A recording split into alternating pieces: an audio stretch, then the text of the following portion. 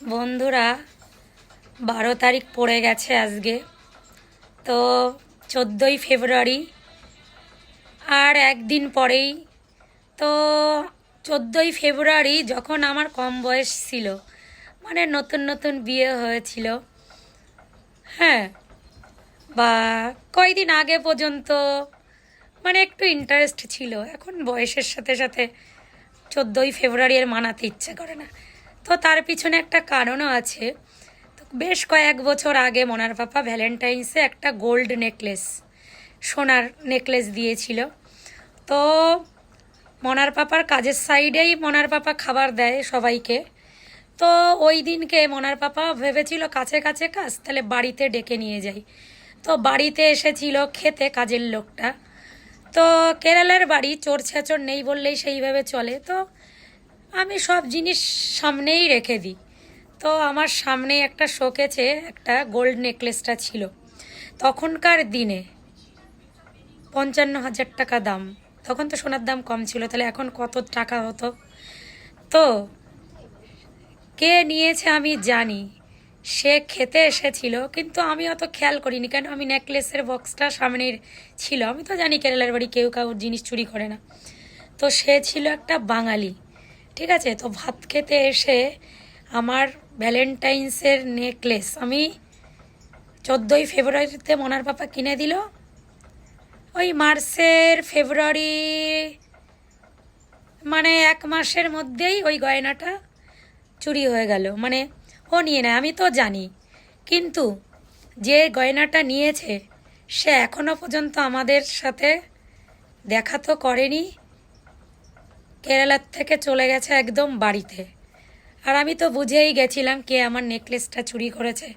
তারপরের থেকে সোনার জিনিস আমি কেনা একদম কমিয়েই দিয়েছি, আর বাড়িতে বেশি একটা গয়নাগাটি রাখিও না।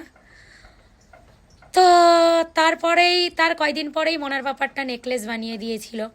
কিন্তু সেই ভ্যালেন্টাইন্সের যে একটা গিফট নেকলেসটা, সেই কথাটা আমি এখনও ভুলতে পারি না। মাঝে মাঝে তো যখন প্রথম চুরি হয়ে গেছিলো, মানে নিয়ে গেছিলো, ঘুম থেকে জেগে বসে পড়তাম, আমার মনার পাপা হাত ধরে টান মারে বসাতো।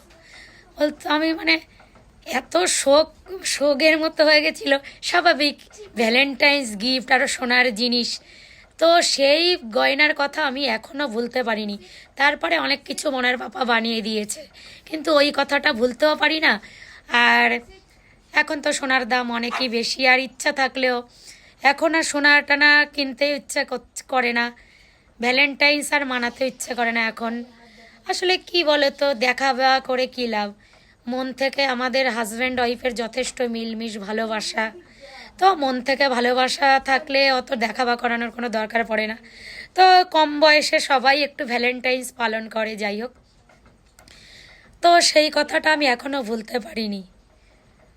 তো মানুষ এত নিষ্ঠুর, যে কাজ দিল, যে উপকার করলো, ঘর দেখে দিল, তার বইয়েরই গয়না চুরি করে নিয়ে যায়।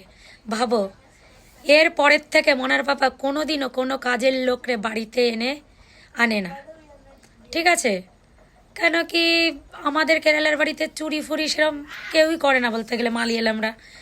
তো যাই হোক, আমি তখন থেকে তারপরের থেকে আমাদের বাড়িতে কাউরে মানে আসতেও দিই না, আর জিনিসপত্র রাখিও না। তো যে চুরি করেছিল সে আমাদের জাতেরও না।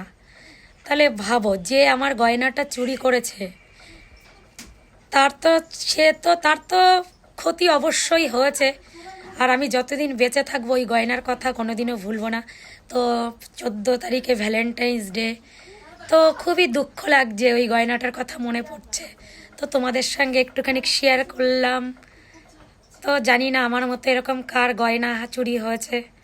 তো আমি ওই গয়নাটা, এত গয়না বানিয়ে দিল, ওই গয়নার শোকই এখনও ভুলতে পারিনি। তো আমার মতো কারা কারা আছো যে গয়না চুরি হওয়ার পরে সেই কথা এখনও ভোলোনি?